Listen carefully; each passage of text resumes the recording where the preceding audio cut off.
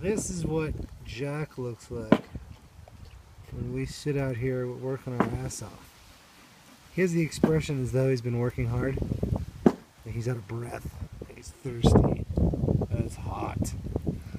But he hasn't done shit. Not diddly. I shouldn't say that. I guess he's been rooting us on. But as you can see, we've just about ripped up the driveway and the kennel concrete area. And we're going to put gravel down here. We had many near-death experiences over the winter time.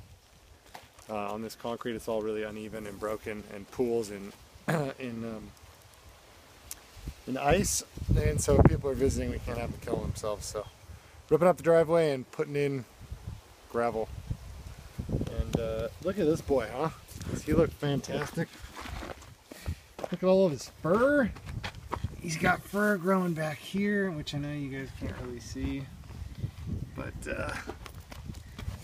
he is one good looking dog. And we're going to be talking about where he goes later on today.